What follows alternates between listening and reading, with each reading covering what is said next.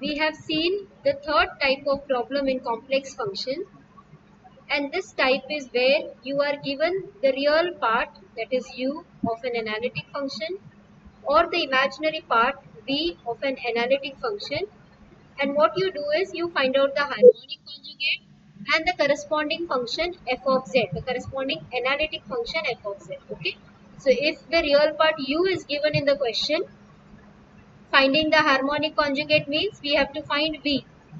If the imaginary part v is given in the question, to find harmonic conjugate means you have to find u. So, and the second part remains the same. Okay, so we have already seen one problem of this type in the previous lecture, where the imaginary part v was given. We found out the harmonic conjugate of this imaginary part, that is u, and we also found out the analytic function f of z. We'll see one more problem of this type. Let's see this question. Find the analytic function whose real part is sine 2z 2x upon cos hyperbolic 2y plus cos 2x. Okay, so for the calculation, to get you through the calculation part, I have chosen this particular function where it is a fraction, that is numerator and denominator is there, and also trigonometric functions are involved, because wherever numerator denominator is involved, then the problems tend to become a bit lengthy. Also, when trigonometric functions are involved, then it tends to become a bit lengthy. So if we understand this, then we are through. Okay, so here we are given that this given function is the real part of an analytic function. So we call this sine 2x upon cos hyperbolic 2y plus cos 2x as u. Okay, so now what we have to do over here, first of all, we have to find the harmonic conjugate. The harmonic conjugate of u is v. Alright, now how to find v? Right now we have only u with us. So what can we do with this u? We can differentiate it with respect to x. We can differentiate it with respect to y. So that is the first thing we do. So to differentiate this now with respect to x, you can see there is a function of x in the numerator. There is a function of x in the denominator. So we will have to use u upon v rule for derivative.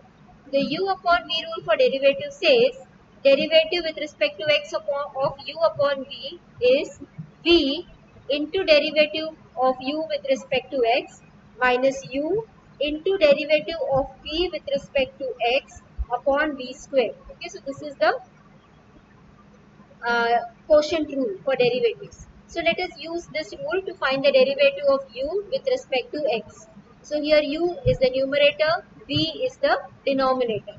So here we have, see, the derivative of u with respect to x is the denominator, that is cos hyperbolic 2y plus cos 2x into derivative of the numerator with respect to x. So derivative of sine 2x will be cos 2x into derivative of 2x will be 2 minus the numerator u here. So the numerator is sine 2x into derivative of the denominator. So when we take the derivative of the denominator with respect to x, here cos hyperbolic 2y, this does not contain any x, so the derivative is 0, plus derivative of cos 2x is minus sine 2x, so that plus into minus becomes minus, into derivative of 2x is 2 upon the entire denominator ka square. So we have just used the formula over here.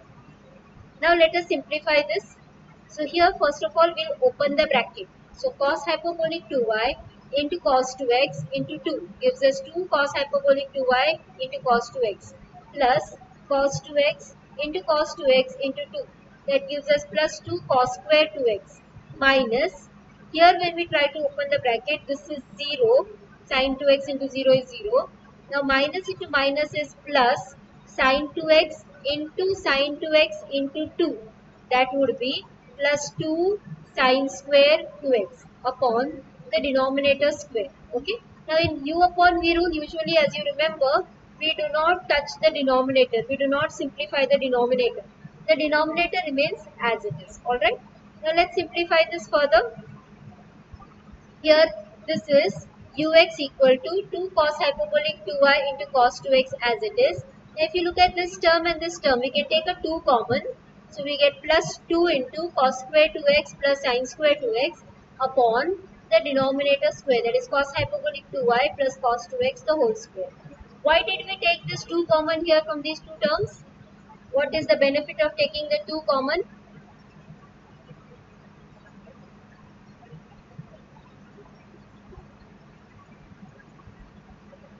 Yes, it becomes 1. We can use the identity cos square theta plus sin square theta equal to 1. Okay. So we'll be using that identity, and accordingly we'll get 2 cos hyperbolic 2y cos 2x plus 2 into 1, which is 2, upon cos hyperbolic 2y plus cos 2x the whole square. Okay. Now this was ux. Next we take the function u again, sin 2x upon cos hyperbolic 2y plus cos 2x, and now we'll differentiate it with respect to y. Now when we're trying to differentiate this with respect to y, you can see that in the numerator there is no y term. That means the numerator is a constant. Denominator there is a y term. Okay. So here to differentiate this, of course you can use uh, u upon v rule also, but we can use another simpler method. We know derivative with respect to x of 1 by x is minus 1 upon x square, and if we want to find the derivative of 1 upon some function of x, then it is minus 1 upon the function of x the whole square into f dash of x. Okay, so here this sine 2x can be kept aside. We have 1 upon this function of this is with respect to x. Here we'll be differentiating with respect to y. So we'll be looking at this as a function of y. Okay. So uy would be equal to this sine 2x is kept aside. Derivative of 1 upon cos hyperbolic 2y plus cos 2x with respect to y would be minus 1 upon cos hyperbolic 2y plus cos 2x the whole square into derivative of this function with respect to y here, because derivative is with respect to y. So derivative of cos hyperbolic 2y is sin hyperbolic 2y into derivative of 2y is 2 plus, now here there is no y term, so derivative of this with respect to y is 0. Okay, so this is what we get here when we take the derivative. Now let's simplify this. Now here in the numerator sin 2x gets multiplied with minus 1, and that gets multiplied with this bracket will give you 2 sin hyperbolic 2y. So that gives you uy equal to minus 2 sin 2x into sin hyperbolic 2y upon cos hyperbolic 2y plus cos 2x the whole square. Okay. So what we have done here is we have just found out derivative of u with respect to x. We have found out derivative of u with respect to y. And what are we trying to do here? We are going to find out v, the harmonic conjugate of u, that is v. So right now we got ux, uy. So now next step we will use Cauchy-Riemann equations. Cauchy-Riemann equation says ux equal to vy and uy equal to minus vx. Okay. So for using this Cauchy-Riemann equations, we can find out vx, we can find out vy. Let us see how. Now Vx, if we look at this particular statement, Vx is equal to minus Uy. Here we have Uy equal to minus Vx. We can shift this minus here and write this Vx. When we can change the side, so we get Vx equal to minus of Uy. Okay, Uy we have just found out, so let's substitute.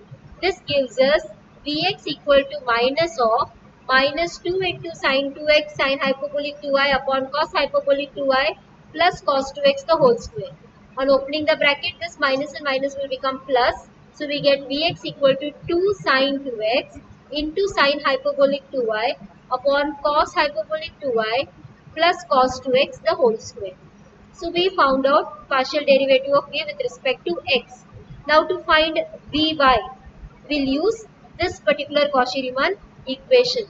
So from here we get Vy equal to Ux. So we simply substitute our Ux which we had got. So Vy is 2 cos hyperbolic 2y into cos 2x plus 2 upon cos hyperbolic 2y plus cos 2x the whole square. Okay. So we have got Vx and Vy. What do we do with this Vx and Vy? We use the total differential formula and use it to find dv. So what would be the formula for dv? dv equals to vx dx plus vy dy. Okay, so this is the total differential formula for v. In this, let us substitute Vx and Vy. So we get dV equals to 2 sine 2x sine hyperbolic 2y upon cos hyperbolic 2y plus cos 2x the whole square dx plus 2 cos hyperbolic 2y into cos 2x plus 2 upon cos hyperbolic 2y plus cos 2x the whole square dy. Okay, so we have substituted in this. We got dv now. Now from this dv, we can get v. How can we get v from here?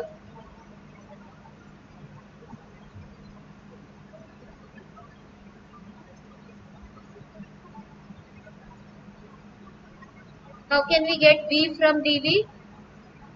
By using integration. Very good. Yes, Dheeraj. Yes, Amit. So v is integral of dv. But now dv contains dx as well as dy.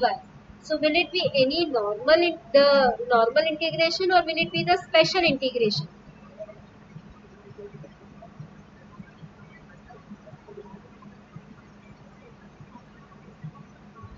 When we have to integrate dv here, and dv contains both dx as well as dy. So two different differentials are there.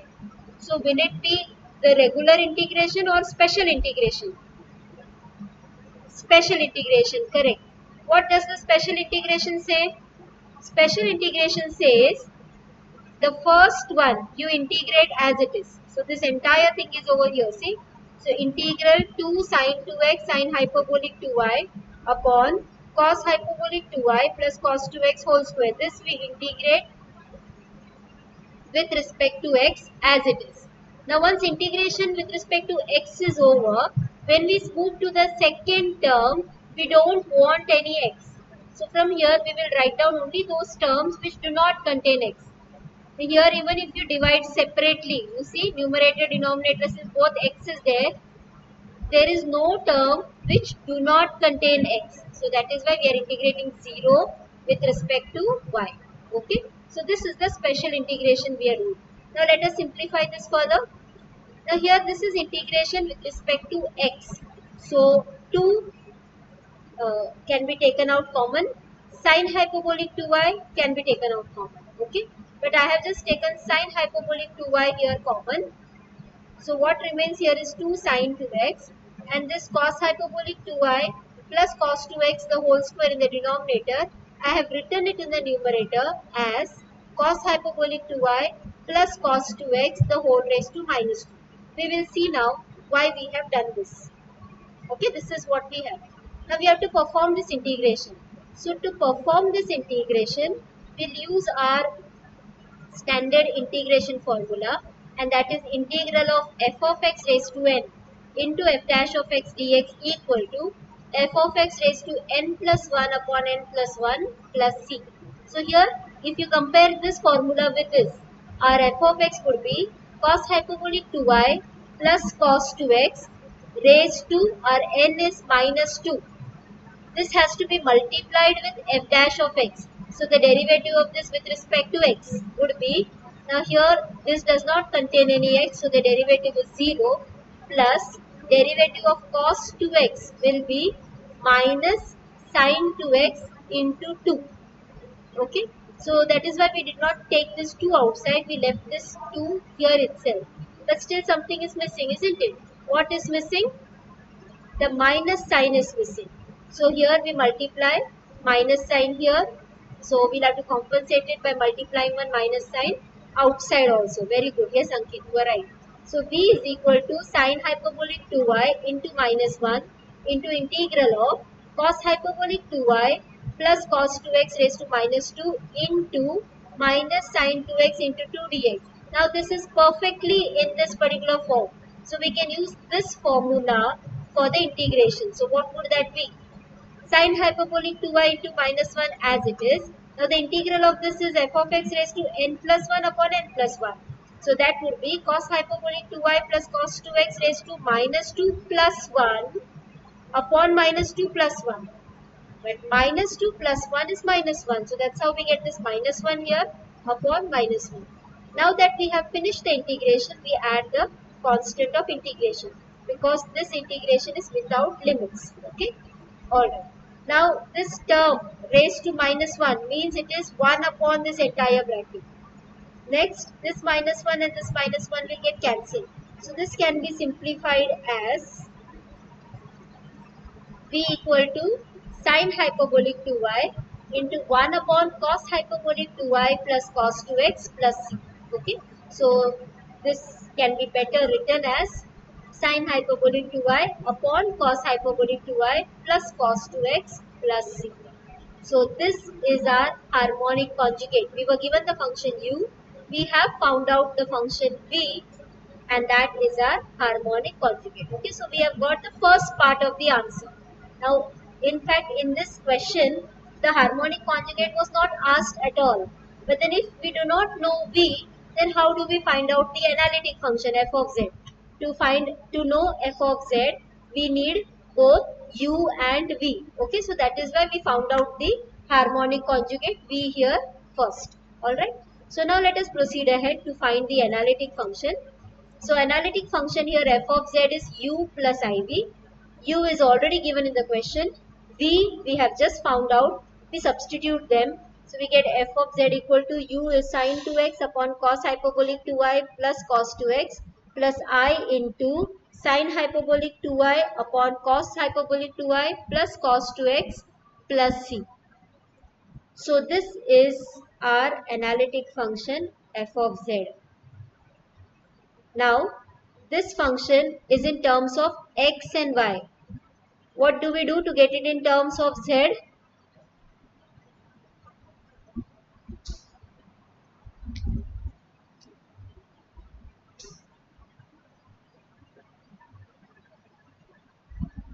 What do we do to get it in terms of z? Milne-Thomson's rule, correct.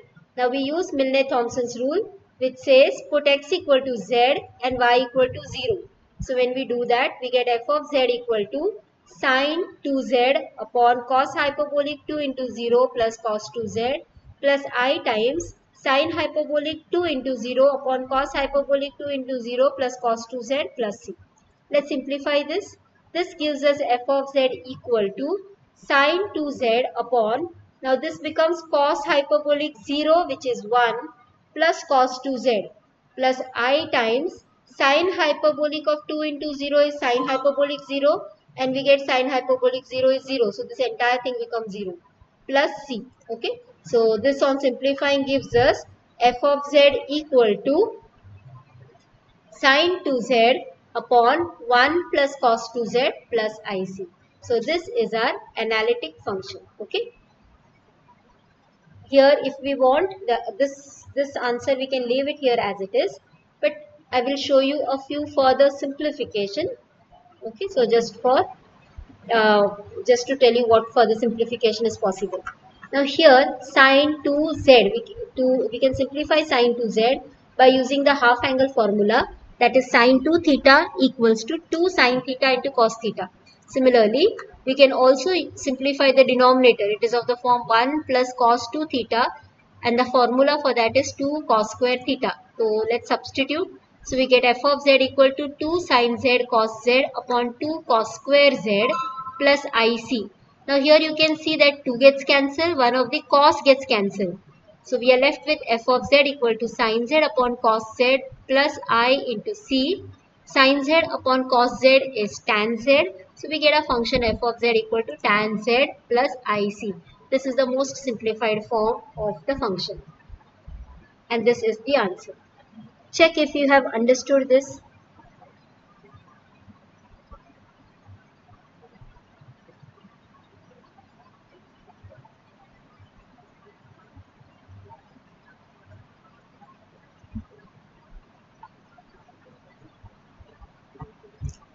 Have you understood this solution?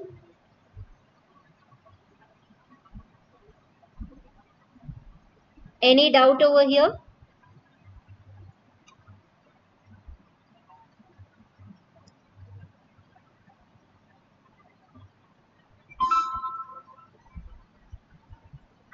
Okay. So here if you see the procedure is lengthy, yes, but procedure is simple. But only thing is the solution is lengthy because of the derivative. So you need to just practice the derivative part very nicely. Okay. All right. So this was problem type.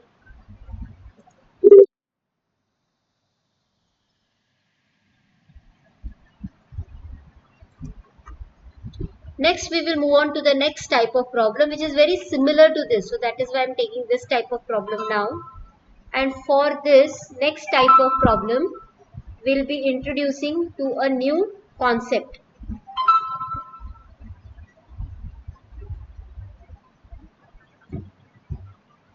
Okay. Now let us see what that is.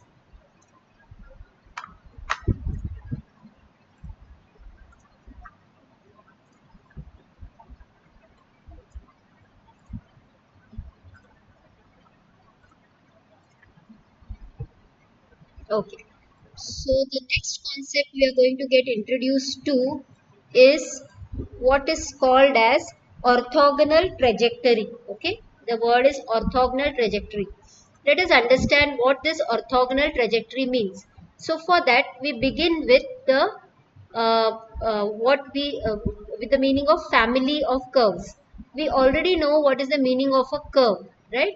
Okay, suppose if I give you the equation y equal to x plus 1 and I ask you to plot this. So the plot of this will be a curve. It is a straight line. So this is called as one curve. So y equal to x plus 1 is an equation. This equation when you plot on the graph, it gives you one curve. Alright. Now here suppose instead of y equal to x plus 1, here 1 is a very definite constant. If I replace this definite constant with some arbitrary constant c, okay, now when so I'll get the equation y equal to x plus c. When I replace this by arbitrary constant, so what happens now, this c can take many values. C can take any real value. So how many values can c take?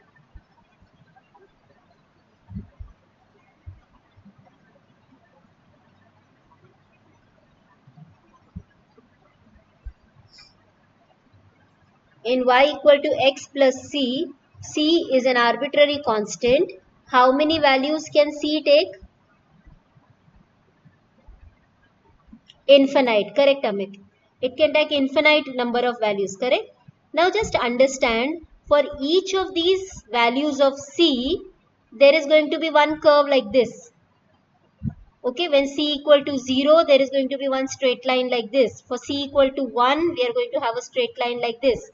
All of them are going to be parallel to each other because the slope remains the same. Okay, so when we take all the infinite different values of c and plot them all together, we get infinite number of curves like this. Okay, I've just taken few values over here because if I plot all the infinite number of curves, it would look like I have shaded this entire region. Okay, so I have shown here 5 different values. So this is how the curves look like. So y equal to x plus c, it represents the set of all lines which are parallel to this. Infinite number of lines are there. So this particular set of all lines, this is called as family of curves. Okay, they are similar in nature. Nature of the curve is different, slope is different. Okay, they are all parallel to each other. So this is called as family of curves. Did we understand family of curves? What does it mean?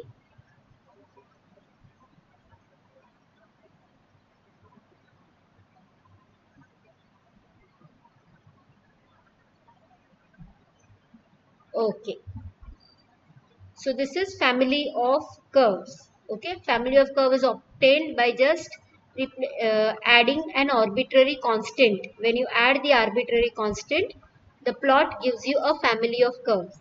Let us see one more example. X square plus y square equal to 1. Anyone remember what this equation represent?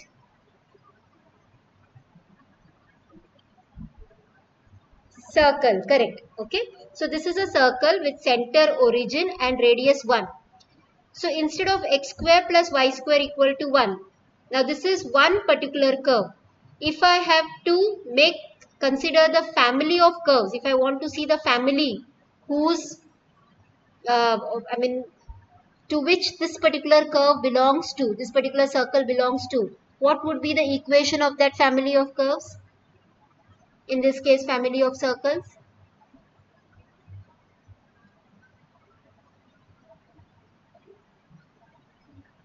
What would be the equation? Yes, replace 1 by c. Very good, Ankit. Okay. So if I consider x square plus y square equal to c square, then for each value of c, I get a different circle having the same center but a different radius. So see, we get a set of all concentric circles over here. 1 minute. Hello. Hello. Yes, sir. Sir, I am taking a lecture right now. Shall I cut short my lecture then?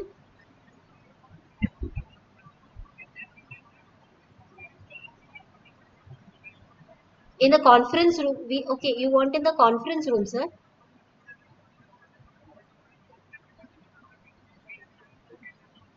Okay, because we had made arrangement here in the classroom already. Okay, I'll ask them to come. Okay, okay. Okay, sir. हाँ.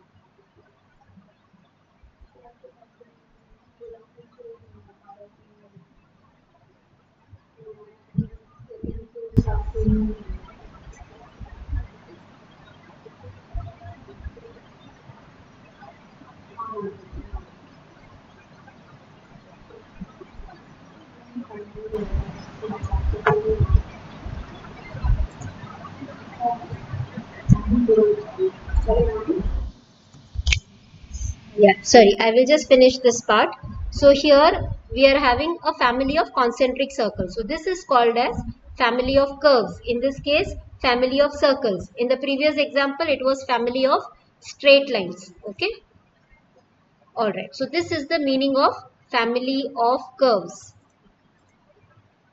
Now next coming to the term orthogonal trajectories. What does this orthogonal trajectory mean? Now I had just started with family of curves because we need that concept to understand the term orthogonal trajectories. Now orthogonal trajectory means, now suppose if you have two family of curves, if you consider two different family of curves. Now see, I have considered two different family of curves here. One is the family of circles with center, origin and different radius,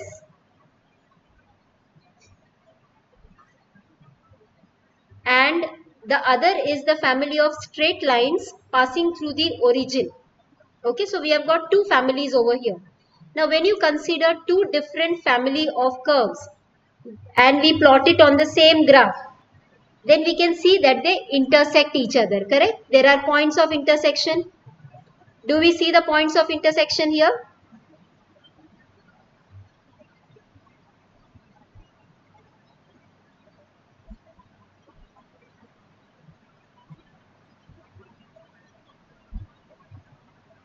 Do you see how many points of intersection are there?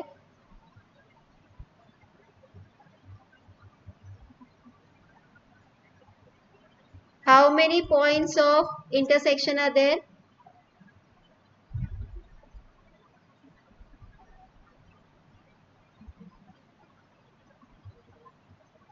How many points of intersection are there?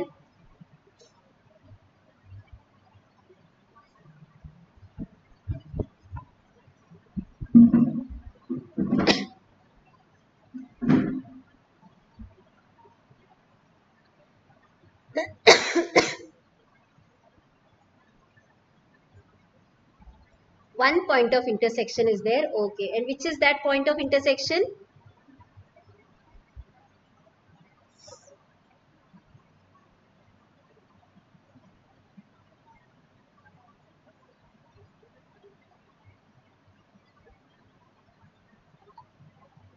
Zero. Acha. You all can see the cursor moving on the this thing. Do you see the cursor? Cursor दिख रहा है ना? Oh, okay. See here, this circle and this line is intersecting at this point. ये एक point of intersection हुआ कि नहीं? ये हुआ एक पॉइंट ऑफ इंटरसेक्शन, यस और नो? ओके, ये सर्कल और ये लाइन यहाँ पर इंटरसेक्ट हो रहा है, ये एक पॉइंट ऑफ इंटरसेक्शन हुआ या नहीं? Here is one point of intersection, here is one point of intersection, here is one point of intersection. A point of intersection means, yes Shubham, you got it right now. How many points of intersection are there now? Infinite number of points of intersection are there, okay? So if you have two family of curves and you plot them on the same graph, they will intersect. How many points of intersection will be there? Infinite points of intersection will be there. At each of this point of intersection, if the angle of intersection is 90 degree, okay, the word orthogonal, orthogonal is an advanced word for perpendicular. So if they intersect perpendicular, the intersection is perpendicular. So at the point of intersection, if the angle is 90 degree at each and every point of intersection, if the angle is 90 degree, then these two families of curves are called as orthogonal trajectories. Did we understand this?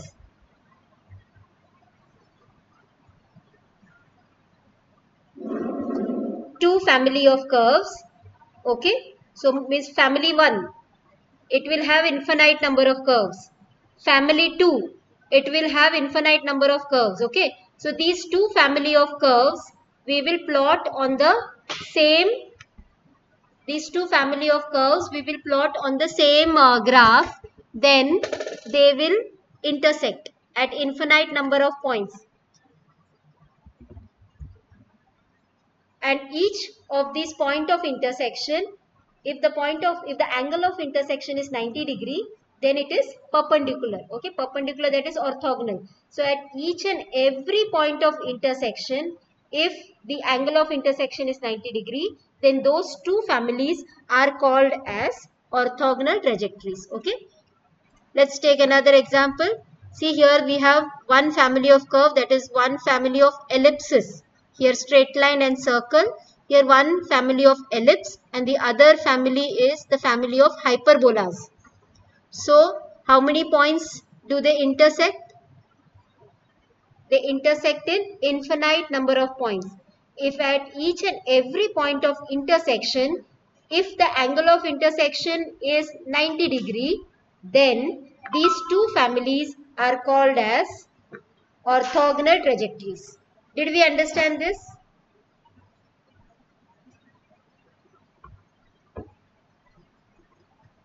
Did we understand this? Acha, now I have one doubt. If you have understood all this, I have one doubt. Now look at this particular two family of curves. They intersect at infinite number of points, correct? Okay. Now suppose if it happens कि there is one point of intersection जहाँ पे angle of intersection is 60 degrees. Okay? एक point of intersection है जहाँ पे angle of intersection is 60 degrees और बाकी सब में 90 degrees है. बाकी इन्फिनाइट नंबर 1, इन्फिनाइट -1, वो भी तो इन्फिनाइट ही हुआ ना. तो बाकी के सारे पॉइंट ऑफ इंटरसेक्शन में angle of intersection is 90 degree, but सिर्फ एक पर्टिकुलर पॉइंट ऑफ इंटरसेक्शन में angle of intersection is 60 degrees. Can we call these two family of curves as orthogonal trajectories?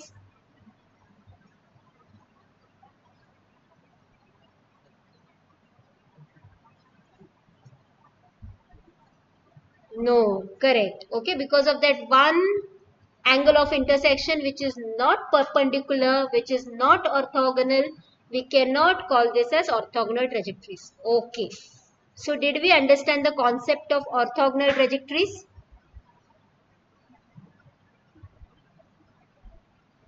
Okay, acha, as of today we will stop here. We will do problems based on this, and that we will take it up in tomorrow's lecture. Okay, the next lecture, that is tomorrow morning's lecture, we will take up the problem based on this. Till then you can just go through this, revise this, and if you have any doubt on this you can ask. Okay, okay, thank you, take care, have a nice day.